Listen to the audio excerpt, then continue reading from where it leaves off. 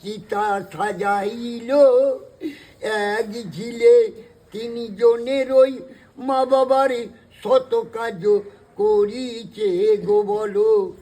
তাই তো গোয়াজ এই রামের ওই জীবন পালা গান।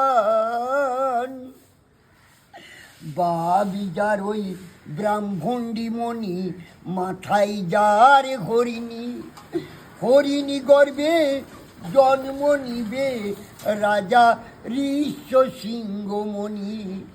ঋষ্য সিংহ মণির নামে যজ্ঞ জেলেছে, সেই যজ্ঞ খানা গোমা আই চড়ুই উঠেছে। এই চড়ু খানা দাও গো আজ কৈশলা সুমিত্রাকে।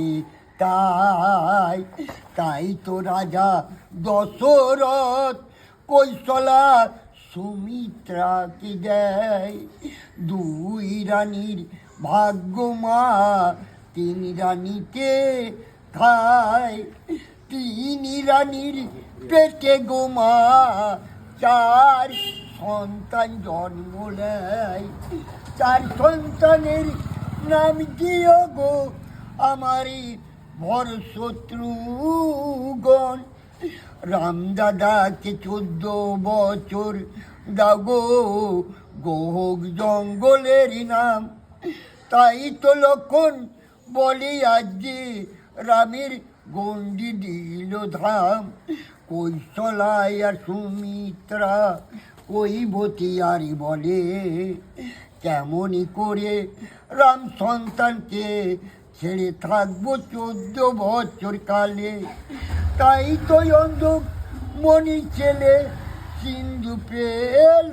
তাই তাই রামনবমীর পালা দিয়ে রাম ডাকি তোমার নাম কি তাই। এই বাংলার ওই জীবনী খানা পূর্ণ করো তারে। তাই তো বড় কৃপা জানাই এই আজ দেখাই শিল্পী গানে। তাই তো গো আজ ভরত বলে ও গো রাম দাদা কি তাই।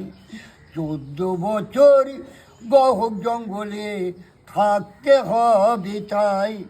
রামের পুণ্য কর গোয়া আমার জীবনী খানার গানে। তাই তো যুদ্ধের পালা দিয়ে রাম নবমীর ডাকি চিত্র গানে।